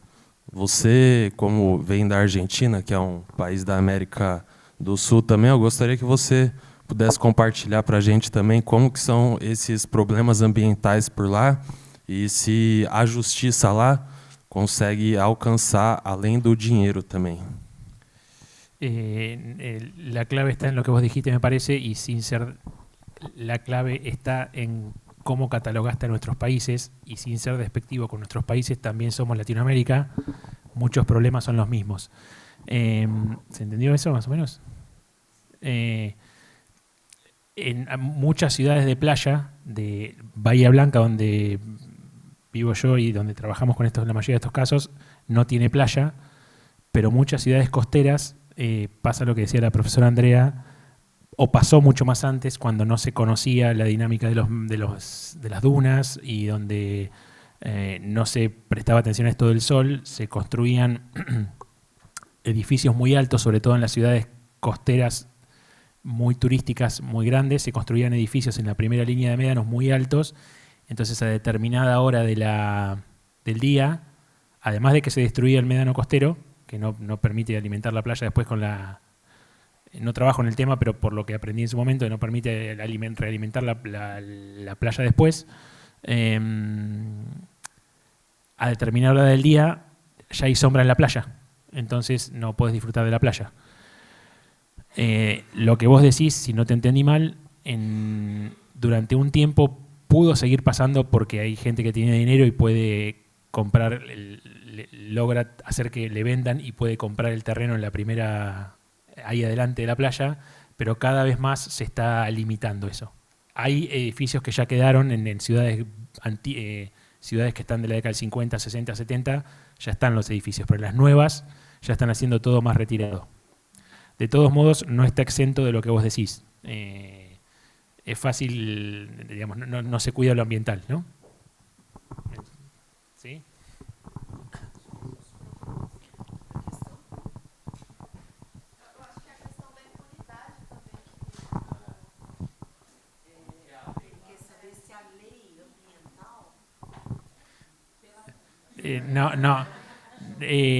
Muchas cosas, muchas veces, pocas veces destruyen, que en otros países del mundo, si vos construís en un lugar donde no tenés que construir, en muchos países te hacen demoler, allá nunca se demuele, y otra cosa negativa es que muchas veces las multas, no sé cómo se llama, la multa es muy baja para el que tiene que pagar. O sea, el que tiene que pagar tiene tanta plata que no le prefiere pagar la multa y seguir corrompiendo, digamos.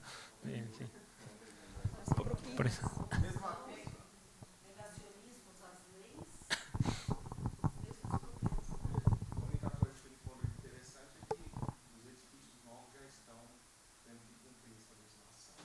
En términos generales, siempre hay alguna excepción.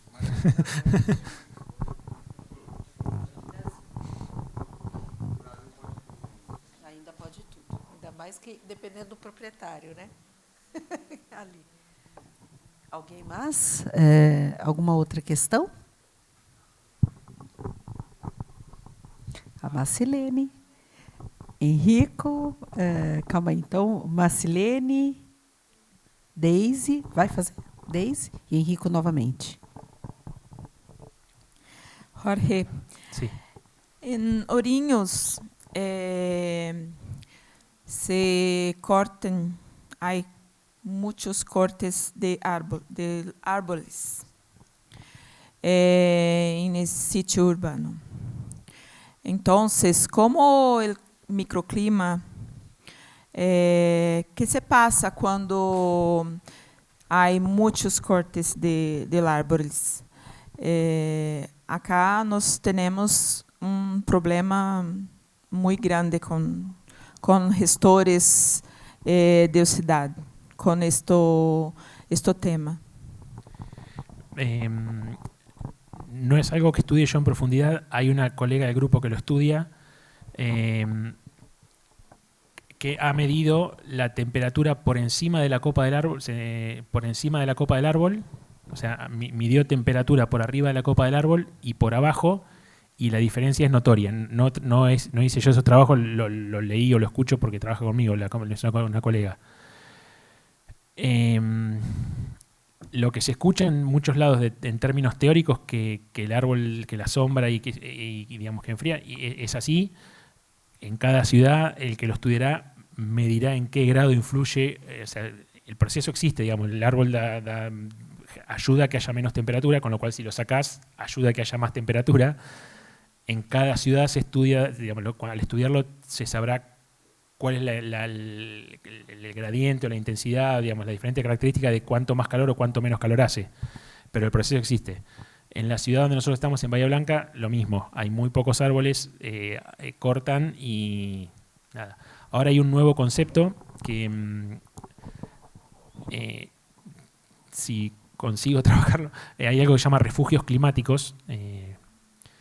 Para aquel que lo quiera trabajar, nosotros estamos empezando en realidad, pero hay algo que se llama refugios climáticos que viene de España, que es justamente, han sufrido, ya vienen hace unos años con el tema de las olas de calor, pero este año se asustaron mucho, lo mismo que todo el Mediterráneo, y hay un concepto que se llama refugios climáticos que hacen mapas o elaboran mapas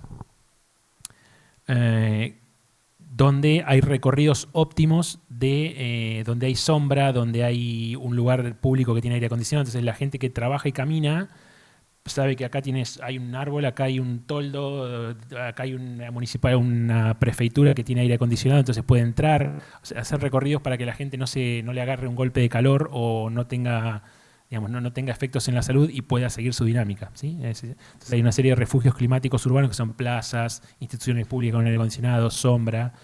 Ese es un tema que nació ayer en España, es decir, nació hace muy poquito en España, ¿sí? Y tiene que ver con eso. ¿Sí? Vou falar em português. Eu queria saber sobre as suas intervenções educativas para falar sobre, né, os riscos de inundação, etc., né? Você mostrou fotos sobre em escolas, com crianças, com estudantes. Então, como foi esse trabalho, como ele foi feito ou planejado? E também sobre o aplicativo que você mostrou. Eu acho que até um exemplo inspirador para nós aqui, né, do Brasil e tudo que a gente enfrenta anualmente. Bueno, como todos los procesos en los cuales trabaja uno solo o trabaja mucha gente, tiene cosas que salen bien y cosas que no salen tan bien y cosas que no salen, o cosas que uno aspira y que puede llegar o a veces no. Esa actividad duró como 3 años, tres proyectos sucesivos. Los resultados fueron dispares. En el primer año resultó muy novedoso, sobre todo el proyecto en sí, y la aplicación tuvo un montón de difusión hasta nacional, que ni lo esperábamos nosotros. Pero lo de la aplicación, me detengo ahí porque fue lo más novedoso. Le pasa lo que le pasa a cualquier aplicación que no es masiva. Tiene un ciclo de vida corto, digamos. Por un lado, si uno habla de WhatsApp o de Twitter o de un home banking, de algo de banco, eso dura en el tiempo porque el usuario es masivo, es muy masivo. Pero en localidades pequeñas, donde los usuarios son pocos y donde el fenómeno que uno estudia, que es las inundaciones, que en la memoria de la gente dura nada, cuando pasa muy poco tiempo, ¿se entiende? Cuando pasa muy poco tiempo ya se olvidó de que hace 15 días se le inundó el patio o se le inundó el balneario. Entonces, además uno está con el deseo de que usen la aplicación y salvo que sea alguien muy fanático, muy no usa la aplicación. Entonces, sumado a que la comunidad era una comunidad un poco cerrada, decimos nosotros, eran, no era abierta a la comunidad que recibía el proyecto, no era muy abierta a recibir, muy permeable, ¿sí? Entonces, en cuanto a la aplicación, fue muy novedoso, sirvió para darle visibilidad al proyecto, pero más que la aplicación, la productividad de la aplicación no fue tanta, sino que nos dio visibilidad para seguir trabajando en el resto. Entonces, ese primer año trabajamos con la aplicación y con 2 escuelas, una rural y una escuela urbana, ¿sí? Nivel primario en el rural y nivel terciario en las escuelas, en el urbano. Hicimos muchos talleres, vinieron los bomberos, había mucho entusiasmo. Un segundo año de proyecto, de nuevo ya veníamos con el empuje del primero y la aplicación ya le agregamos unas funcionalidades más, pero ya estaba como decayendo, vino la pandemia además, se interrumpió el proyecto, se cortó y volvió a continuar. Ahí trabajamos con las mismas 2 escuelas, trabajamos con el INTA, que también trabajó en el primer caso. El INTA es una institución agropecuaria de investigación y extensión, y trabajamos con 2 asociaciones agropecuarias que trabajamos, digo, porque nos postulamos con ellos, pero después nos dijeron sí, y al momento de realizar las actividades nunca nos respondieron. Entonces ahí nos quedó pendiente ampliar el espectro de aplicación a lo que no sea, no solo a lo educativo, sino irnos a otro organismo, a otra institución de la sociedad. No pudimos porque no respondieron. Así que seguimos con las escuelas. Y la tercera versión, que fue la que terminó el 30 de junio, ya seguimos trabajando con riesgo de inundación, pero mezclamos riesgos climáticos, sumamos varios riesgos, digamos, para trabajar en la gestión de esos riesgos, no la evaluación, y de nuevo trabajamos con una escuela que ya estaba y una nueva, digamos. Fuimos como rotando en las distintas instituciones los distintos niveles educativos de la ciudad. Es una ciudad de 50, 60, 70 mil habitantes, llevando ese mensaje de que en este lugar pasan cosas, o sea, se inunda cada tanta frecuencia. El primer trabajo de los journal era referido a esa ciudad. Entonces, bueno, cada tanto tiempo pasa estas cosas, no te acordás que pasó hace 5 años, 5 meses, 10 años, pero pasa, te puede volver a pasar. Bueno, uno siempre cree, no sé si que es una expresión de deseo, pero uno siempre cree que algo dejó. Nosotros creemos que algo dejamos, entendiendo que sabemos que siempre se puede hacer un poco más. Esa es como la reflexión, digamos. Tiene que haber un grupo comprometido, digamos. Nosotros digamos, siempre, como pasa en la mayoría de los proyectos, éramos 10, 12, 15, pero siempre los que estamos más comprometidos éramos 5 o 6. Entonces tiene que haber un grupo que tenga vocación. No sé acá en Brasil, pero en Argentina, digamos, el que tiene mucho la cabeza en la investigación no la tiene tanto en la extensión, entonces cuesta ahí volcar al que trabaja mucho en la investigación. O sea, la mayoría del grupo de trabajo son doctorandos. Doctorandos. Entonces, los que tienen la mayor vocación extensionista no están en el rubro ese. Entonces, es más difícil movilizar el grupo, pero bueno, el proyecto tuvo esas experiencias y de nuevo, yo creo que algo dejamos entendiendo que se pudo dejar más, ¿sí? Uno tiene una expectativa y hasta algún lado llega, ¿sí? Antes de passar para o Henrico, eu que estive participando agora do evento internacional de risco, o grande desafio realmente é a educação. Como, né, você trabalhar com a educação do risco? E as grandes questões que os pesquisadores colocavam, será que é somente pela escola? Como atingir realmente a sociedade como um todo? Eu sei que o CEMADEM, eles conseguiram agora, teve um edital específico no Brasil sobre risco, e o CEMADEM e o grupo da Universidade Federal do Rio Grande do Norte, eles conseguiram quase 500 mil para desenvolver projetos. E me parece que a Universidade Federal do Rio Grande do Norte tem alguma ideia, junto em parceria com o CEMADEM, de tentar desenvolver também aplicativos. Por quê? Quando nós tivemos as leis aprovadas, né, pelo governo federal de 2012, que prevê que todas as cidades brasileiras que estão inseridas e consideradas como cidades de risco, elas têm que fazer o seu mapeamento. Isso é possível? Não. Porque daí você entra na contradição brasileira dos municípios, por exemplo, que não têm 20 mil habitantes. Se ele não tem 20 mil habitantes, ele não tem obrigatoriedade de fazer o seu plano diretor. Consequentemente, ele não tem sequer os mapeamentos do próprio município e, muitas vezes, muito risco ali inserido, né? Que é o caso de Rio Claro, Rio de Janeiro. Né? Então, me orientando, quando ele chega na prefeitura, a prefeitura vira para ele, o poder público, mas nós estamos esperando o seu trabalho para nós termos os mapas. Então, realmente, ele vai ter que produzir tudo. Então, isso é uma contradição nas leis brasileiras.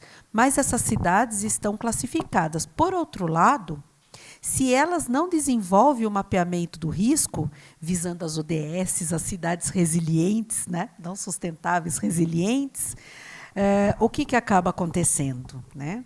Ela não consegue verba federal. Então, é a contradição.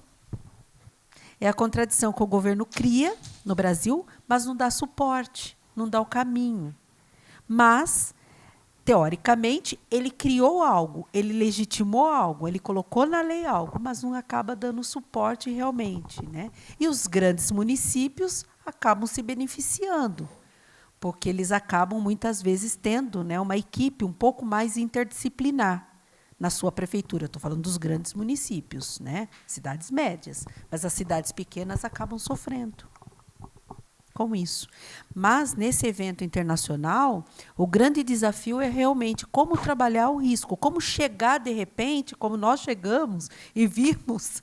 Foi muito interessante o nosso trabalho de campo, porque você perguntava, às vezes, para o agricultor, e ele, na simplicidade dele, ele falava, era muita chuva, mas muita chuva, que vinha de longe, eu não enxergava nada, mas caía tanta lama, que eu pedia, pelo amor de Deus, para aquilo parar. Né?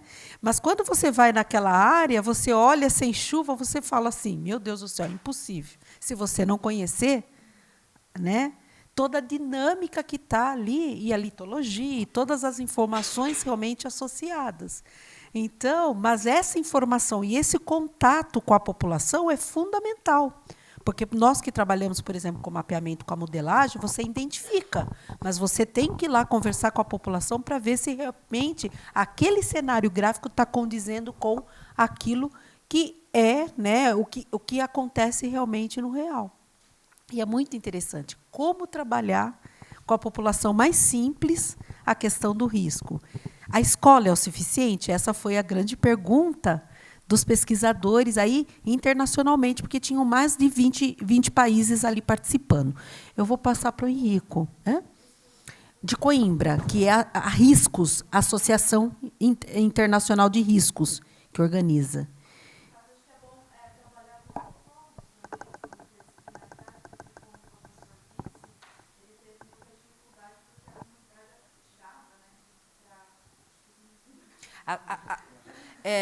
Isso. A comunidade nem sempre fala, né? Nós demos sorte, a nossa falava até demais, né? Aí foi a habilidade para perguntar e para... Mas eu vou passar... Sim. A professora Andrea teve muito...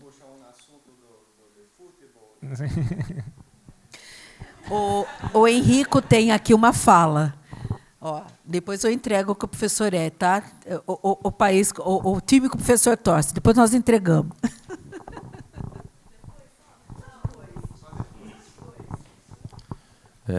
Então, né, quando vamos falar sobre inundações e alagamentos ou deslizamentos, muitos desses problemas ocorrem no Brasil pela Las personas no tienen la plata para comprar la tierra. Las personas, uma área é área de risco, conhecida como favela, gueto, e por conta disso, por essas pessoas viverem nessas áreas, acontece muito isso. Então, são problemas sociais também, né? E só queria puxar um gancho, fazer uma pergunta aqui. No Brasil, durante a ditadura militar, o governo militar ele cedeu algumas terras para fazendeiros. Aqui em Ourinhos tem os Coalhados, que eles receberam terra lá no Pará.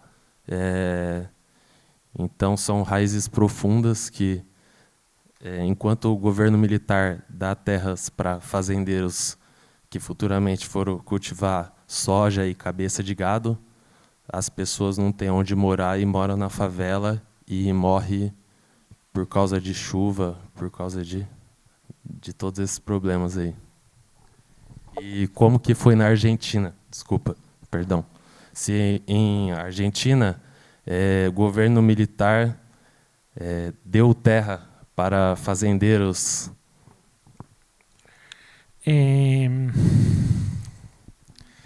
La última dictadura militar, por suerte, yo tenía 2 o 3 años nada más, en el 78.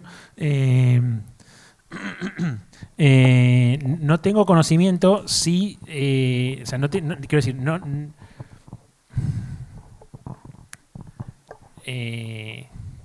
lo tengo presente, y si lo tengo presente de haber leído así en Journal, periódico, o sea, no sé exactamente.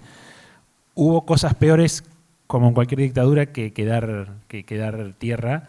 Sí pasa similar a lo que decís vos, en que muchas veces las mejores tierras las compran los facenderos o los estancieros o los inversores inmobiliarios, y la tierra que sobra, que es estatal, es la que o se inunda o se esto o se el otro, y el municipio la vende, la reparte igual económicamente. No sé exclusivamente en el momento militar, ya te digo, yo era chiquito y después no me informé así en profundidad. Pero fuera de gobierno militar pasa siempre eso, digamos, y a nivel urbano, no sé a nivel rural como decís vos, pero a nivel urbano las mejores tierras las compran los inversores inmobiliarios, compran tierras rurales, hacen lobby para que el municipio las transforme en urbanas, las lotean y las venden muy caras, y los espacios residuales, que podrán ser los que tienen pendiente, los que tienen mucha pendiente, o los que son planos y se anegan, son las remanentes que después la reparten para los planes de casas, y entonces ahí vienen los riesgos, y viene la famosa frase que debe estar acá también en boga, de los desastres no son naturales. O sea, está el peligro que es natural, también están los antrópicos, ¿no? Pero están los peligros naturales, y después está el hombre que ocupa lo que no tiene que ocupar o hace lo que no tiene que hacer. Pero bueno, te debo la del momento militar, no la sé. Eu só queria fazer uma observação, Henrico. Nem sempre você tem o risco só onde nós temos a população vulnerável, entendeu? Do ponto de vista social. Nós acabamos de ver em São João del Rei, sabe, uma erosão, assim, aonde a cidade está expandindo, porque São João del Rei, que é uma das áreas de estudo, são 300 anos de urbanização. E na parte histórica, você não resolve, você tenta a todo momento amenizar, que é onde se tem o problema aí da concentração de água. E também está aí o rio, que foi canalizado, mudou totalmente aí a dinâmica natural do rio. Mas, por outro lado, para onde o plano de contingência prevê a expansão da cidade, né, nós temos assim condomínios de alto luxo e atrás dele, nem sei o que é aquilo, a erosão, eu nem sei. Né? Nós até divulgamos algumas imagens do drone, e aí as pessoas falavam, mas por acaso aquelas pessoas que estavam ali eram vocês? Eu falei, sim. né? As pessoas ficaram assustadas com o tamanho realmente aí do processo, né? Erosivo, que aí já é intensificado com queimada, já é intensificado com a própria estrutura litológica, né, geomorfológica ali da região. E não é, por exemplo, uma área do ponto de vista social. Mas, em contrapartida, isso que você falou, nós vimos na outra área, que é a característica do Rio de Janeiro. Então, a Marcilene passava e olhava, meu Deus, como que aquele cidadão construiu aquela casa ali em cima? Aquilo é problema. Eu já estou vendo que está movimentando. Aquilo ali é problema. Eu falei, e como que se faz? Né? Porque nós entramos na briga da especulação imobiliária e do poder, né, municipal. Porque daí um dos moradores nos deu o maior depoimento, e dentro da simplicidade dele, o que ele falou. Olha, eu cheguei aqui há 50 anos atrás. Eu comprei o meu terreno, que era 18 por 43. Daí, quando eu fui construir, falaram para mim, você tem que respeitar 15 metros por cada estrada. E atrás da casa dele era o rio. Mas você também tem que respeitar os 30 metros da área da APP. O que sobrou para mim do meu terreno? Eu não tenho culpa. O culpado foi quem me vendeu o terreno aqui, ele não me explicou e me deu o habite. O que acabou acontecendo com esse senhor numa desses eventos? A montante veio, né, a chuva agora, 3 meses atrás, ele falou, né? Há 3 meses atrás, essas chuvas agora, veio a montante, a velocidade da água foi tanta que levou simplesmente da casa dele 5 metros. Daí ele falou, eu perdi 5 metros, mas o rio ficou mais largo. Porque, lógico, levou tudo. E não estava ali. Estava a 5 metros. Então, a água invadiu. Por quê? Porque é toda a característica e mais a dinâmica da própria bacia. E daí o que eles falam? Mas tem chovido demais, tem chovido demais. Aí a climatologia explica alguma coisa, né? Associada a tudo. Mas essa aula do senhor, dentro da simplicidade dele, ele mesmo sabendo que o culpado foi quem deu o habite para ele.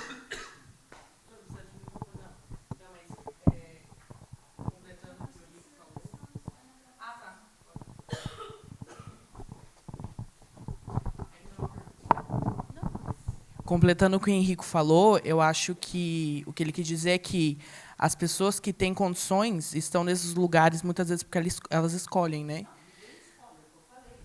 Não, tipo, a gente foi para Ribeirão Claro com a Cris e a gente viu aqueles condomínios lá de puro luxo, e as pessoas que estão ali porque escolheram. Agora, uma pessoa que está na favela do Rio de Janeiro, ela não escolheu estar ali, né? Ela foi jogada ali.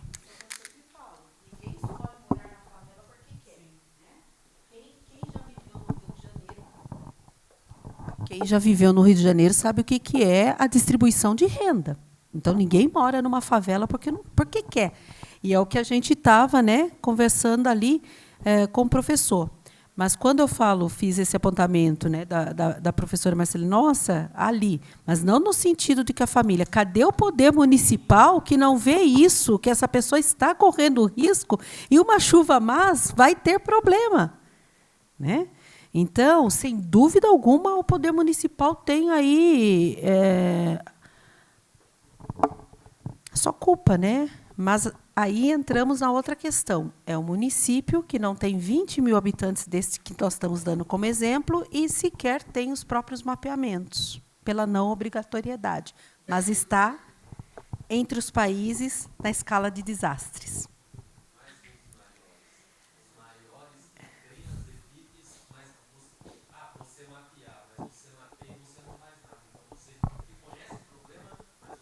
Faz nada. Exatamente. E é bem isso.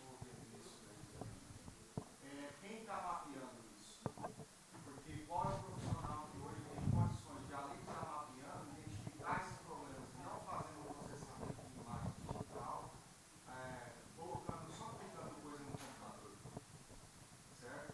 Isso eu estava discutindo com o Jorge, ele falou que na Argentina também é muito parecido. Como é que se afastou disso? Certo? A geotecnologia, o SIG, era uma área que surgiu para nós, da geografia. O nome é geografia, Sistema de Informação Geográfica. E lá atrás, há uns 10 anos atrás, 10, 15 anos atrás, o geógrafo era os primeiros a mexer com isso de fato. Depois, obviamente, a ferramenta se tornou intuitiva e foi abrindo para outras áreas. O que aconteceu com isso? Tem um lado bom e um lado ruim, né? Sempre. O lado bom é que a gente ganhou interdisciplinaridade. O lado ruim é que muitos de nós da geografia se afastamos disso.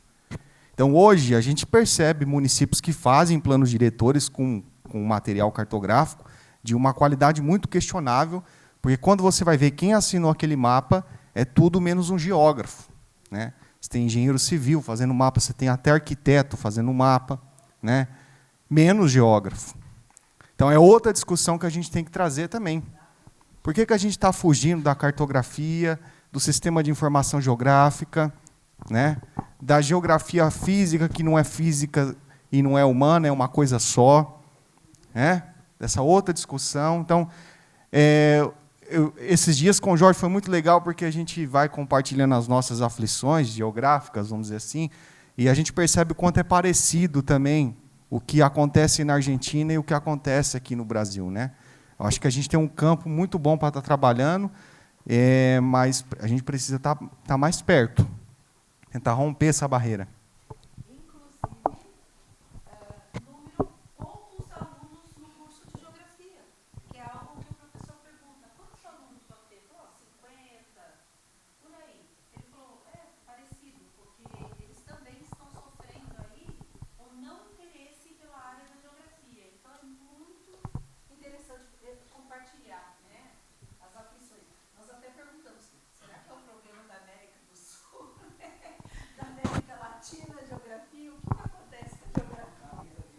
É uma questão histórica, né? Também, né? Só uma questão que eu acho que a gente precisa pontuar também, né? Dessa questão da desigualdade ambiental, né? E social, que andam, né, totalmente conectados, né? O racismo ambiental também, ele também, né, ele também fala sobre a Constituição, né? Socioambiental, né, que resultou de uma história de 500 anos que a gente sabe como começou e a gente sabe, né, por onde foi e onde chegou até agora, né? Então, é bom lembrar que, em parte, não escolhem, mas, em parte, escolhem também, né? Porque, quando a gente vai votar, a gente está escolhendo, né, o que nós vamos sofrer, né, nos próximos anos. Então, é bom, a gente sempre vai, quando a gente questiona como fazer e qual que é a saída, sempre a gente vai cair na questão da educação. E são várias educações, né? Inclusive a educação cidadã, né? Essa educação, né, científica, tecnológica, mas também existe uma educação ética, cidadã, né, que precisa urgentemente também, né, ser trabalhada, e a universidade ela tem um papel, vocês, né, quem a gente está formando também tem um papel nesse aspecto de resgatar a importância da política.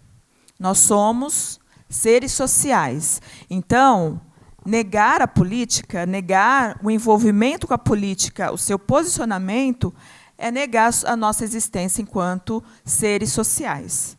Então, não adianta falar, política, né? Não vamos falar de política. Tem sim, tem que discutir, tem que debater, tem que orientar, tem que dialogar, né? Porque no voto a gente escolhe se vai para o barranco ou se vai para um lugar melhor, né? Se vai ter inundação na sua casa ou não, se você vai passar fome ou não. Nós temos um exemplo claríssimo, né? Muito didático, certo? Aí no nosso país e agora no nosso estado. Então, né, em parte, tem muita gente que não escolhe, né, que vota consciente, que sabe, né, que se envolve, que procura saber quem vai, mas tem muita gente, né, que vota, né, porque é rico votando nesse povo aí né, que a gente sabe, né, isso é, né, totalmente compreensível. Agora, o pobre, o trabalhador, o proletário, né, proletário, gente, somos todos nós, né?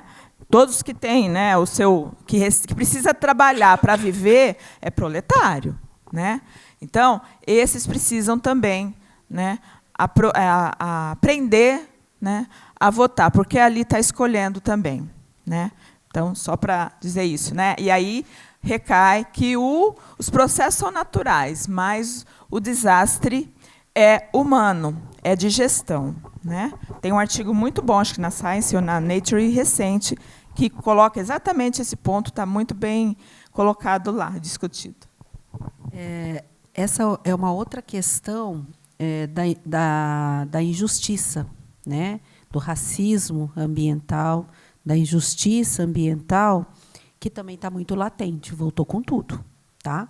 E associando as áreas de risco. Nós tivemos também, ainda este ano, no começo do ano, o AGEAL, que é o encontro dos geógrafos da América Latina, mas foi na Espanha. E tinha um eixo que só falava sobre isso, né? Nós acabamos produzindo um trabalho e foi um dos artigos aí selecionado pelo Marcelo, o professor Lúcio, eu e a professora Marcilene, para publicar na revista da Espanha. E tá bem discutindo isso daí. Nós levamos, né, essa discussão em algumas áreas brasileiras. Então, é algo que também está voltando com tudo. Ela vem da escola norte-americana. A USP estudou muito. Tem um grupo, que inclusive ligado ao geoprocessamento, que é a professora Rúbia, né? Estudou muito, ficou por um tempo esquecido, mas agora ela está voltando com tudo. E está voltando no cenário, né, internacional, que é legal, tá? Essas discussões. Bem, eu acho que podemos encerrar, né?